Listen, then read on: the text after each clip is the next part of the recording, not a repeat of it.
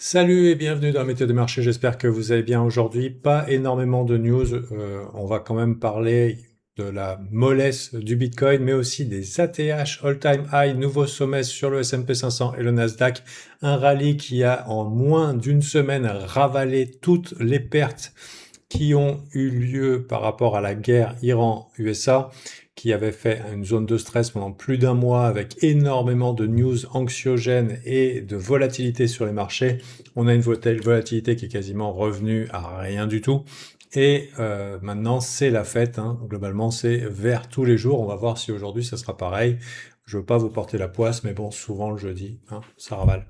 Donc maintenant, on pourra regarder. Donc on a à peu près beaucoup de secteurs qui sont dans le vert. On constate qu'on a eu un switch par rapport à hier, où on avait un nombre de secteurs, plus de secteurs verts, mais on constate quand même que le vert, ça reste dans le risk on, alors que le rouge, c'est plutôt des secteurs défensifs. Donc on est toujours dans un marché risk on qui a tracté, enfin le marché a été beaucoup tracté hier par Microsoft et Tesla avec un rallye de 7% sur Tesla et Microsoft qui n'en arrête pas. Alors moi personnellement je suis dedans donc je suis content. Et sinon Nvidia qui a breakout mais qui peine encore un petit peu et globalement ça va être un petit peu tout. Donc un régime positif. Au niveau des actus, il n'y a pas grand-chose, hein, ça parle toujours de l'Iran et tout, et aussi il y a eu cette histoire de prolongement de cessez-le-feu de 2 semaines. Donc, je vous rappelle que rien que le week-end dernier, quand J. Evans est parti au Pakistan pour parler paix, c'était un fiasco. Je me rappelle plus si c'était le week-end dernier ou si c'était il y a déjà plus d'une semaine. Mais ça s'est pas bien passé du tout. Mais les marchés, vous avez vu, ils en ont rien à eu à péter. Quand ça commence, quand les sous ils commencent à rentrer, ça pousse. Et la rapidité du rebond, elle peut être soit parce que le marché était exagérément baissier, mais ça peut être aussi à cause de tous les hedges, toutes les positions vendeuses pour assurer globalement en cas de coup dur, puisqu'on avait un VIX très élevé, donc les fonds d'investissement avaient probablement beaucoup de positions short et qu'ils ont dû racheter pendant la montée rapide. Donc on a eu probablement une montée rapide des plus explosives, peut-être historique ici, la force du rebond. Ensuite, qu'est-ce qu'on a? Pas grand-chose, pas grand-chose. Sinon que c'est la fête. Les banquières qui se portent bien. Au niveau des earnings, on va dire. Faites gaffe, il y a Jamie Dimon qui vient de vendre des actions. Il avait racheté juste avant les earnings, donc il n'était pas ultra confiant. Il y a eu un changement dans la journée. J'ai bien aimé de voir volatilité extrême sur le pétrole. Hein. Je vous ai dit, faites attention. Des fois, les news, ils n'osent pas dire bearish, hein, parce que bearish, ça fait pas vendre. Bearish, ça serait admettre que c'est en train de tourner. Donc des fois, ils disent volatilité accrue.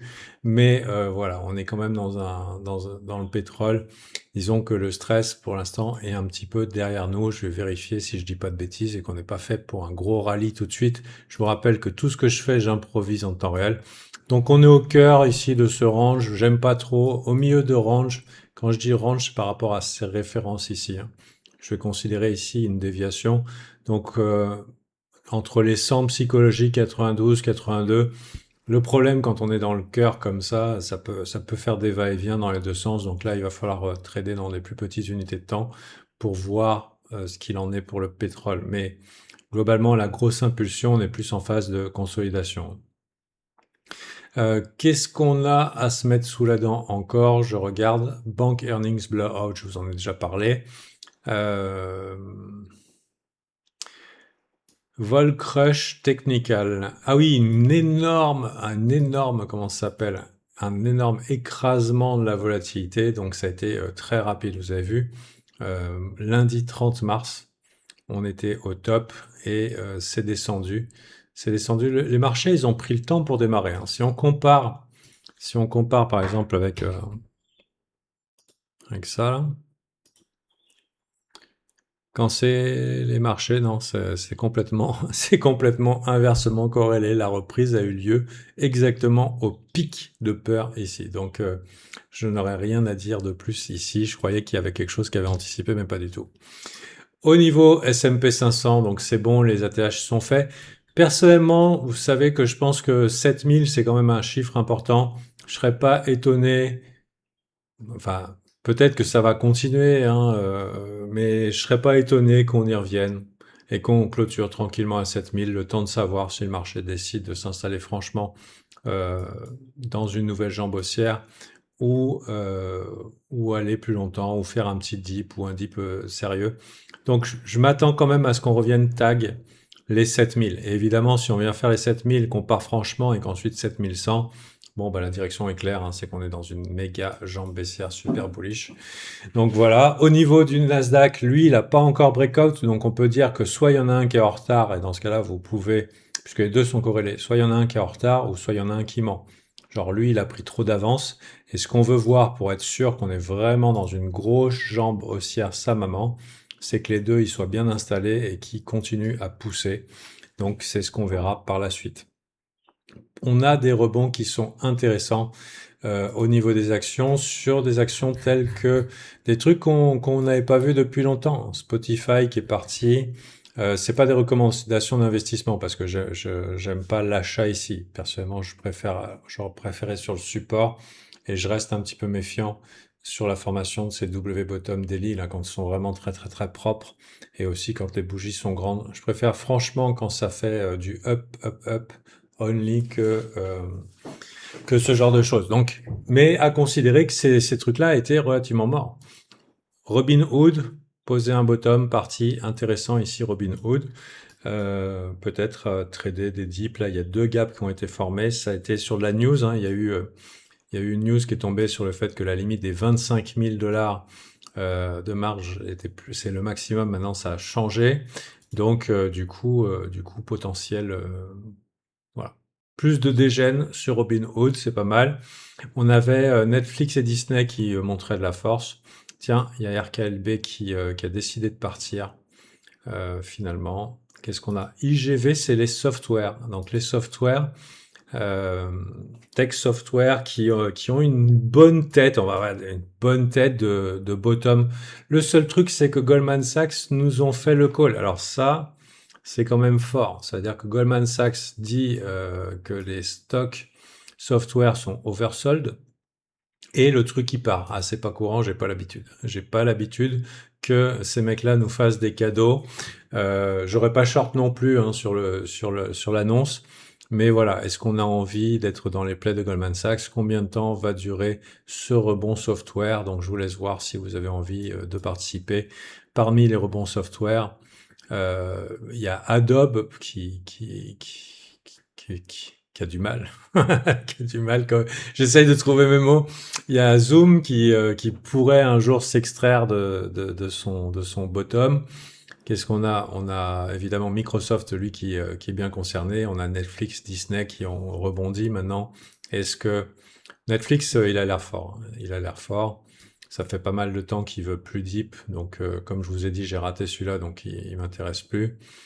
Donc, voilà un petit peu. Vous voyez, j'ai pas grand-chose à dire. Mais je me suis dit, il y a des gens qui sont fidèles au rendez-vous, donc je vais être fidèle au rendez-vous pour vous. Et voilà, ça continue. Parmi les choses que j'ai envie de voir, en fait, maintenant qu'on est passé aux ATH, je dirais que voilà, l'objectif est atteint. Plus rien d'affreux peut nous arriver maintenant.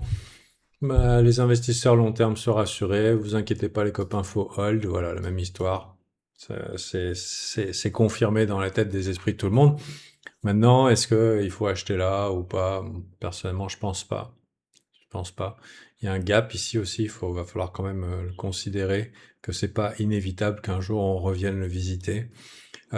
Aussi, par exemple, on dit c'est très fort parce qu'il y a eu un short squeeze, mais il faut savoir qu'un mouvement très rapide, il peut être perçu comme fort, qui peut être perçu comme fort, mais en vrai, des fois, quand ça bouge doucement, c'est plus fort que quand c'est rapide. Bon, je mets ça à votre réflexion, à votre propre méditation. Donc, on a commencé ici notre session dans le rouge quand même. Hein.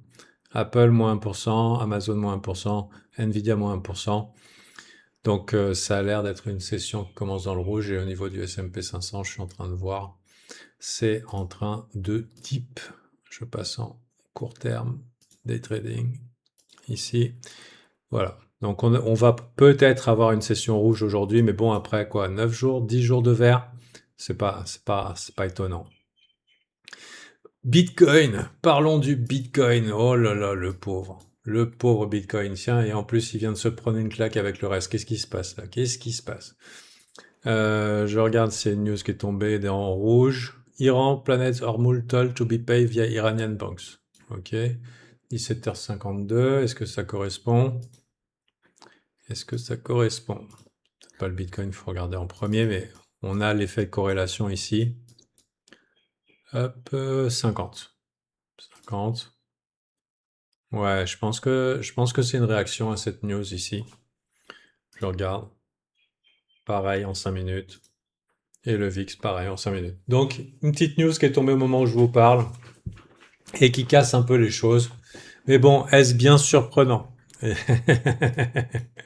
C'est pas un marché qui est ultra facile, mais est-ce bien surprenant?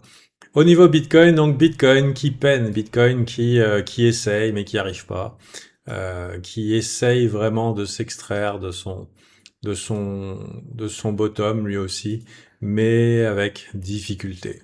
Voilà, on commence à avoir une structure intéressante. J'aimerais beaucoup que la weekly clôture dans la mèche. C'est pour moi un bon indicateur. J'ai pas envie de voir la weekly clôturer sous la mèche. Je dirais, les bears ont rejeté, on les coince.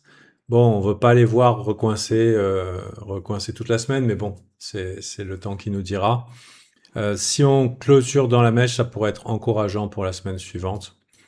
On a quand même des open interest qui sont quand même assez chargés selon mes termes. C'est clair que c'est pas des entrées idéales quand on commence à être sur les points hauts comme ça. Pour moi, les entrées idéales, c'est plus sur les points bas. Donc, il y a sûrement des longues qui sont rentrées sur le tard. Maintenant, le funding est relativement baissier, enfin, il est relativement faible. Le sentiment est faible, hein. Les gens n'y croient pas du tout. Je veux dire, BTC, même s'il essaye, c'est tous les jours t'es déçu. Et ça fait longtemps que ça dure. Donc il va falloir que ceux qui bougent ce marché manifestent un petit peu plus de volonté. Euh, Plusieurs possibilités ici, j'avais évoqué hier. C'est est-ce que on fait pas un bear trap? On essaye de décourager les longues qui sont arrivées peut-être avec leurs gros sabots par ici, ou forcer les gens, par exemple là on est allé chercher ici, mais forcer les gens en restant longtemps à douter et à mettre leur stop plus haut, le but étant de sortir le maximum de longues possible et d'accumuler des shorts ici et ensuite on y va. Donc ça c'est le scénario Père Noël, scénario tout va bien dans le meilleur des mondes. Pour l'instant il a encore ses preuves à faire. Maintenant, mois d'avril, dans la crypto, surtout fin avril, c'est pas déconnant qu'il se passe des choses. On va voir comment ça se goupille. C'est un petit peu tout ce que j'avais envie de vous dire aujourd'hui. Voilà. J'ai pas intention de trade. J'ai mes positions ouvertes. Je vais attendre patiemment la suite. Et je vous donne rendez-vous demain pour une autre météo des marchés. Si vous voulez apprendre le trading, la meilleure équipe pour le faire, c'est Alpha Team. Vous aurez toutes les ressources dont vous avez besoin, dont le terminal que j'utilise, le journal IA, le coach IA, et qu'est-ce qu'il y en a d'autre, évidemment, toute la formation Alpha Team qui a été pensée pour votre progression. Sur ce, rendez-vous bientôt, c'est-à-dire demain, et à la prochaine. Bye.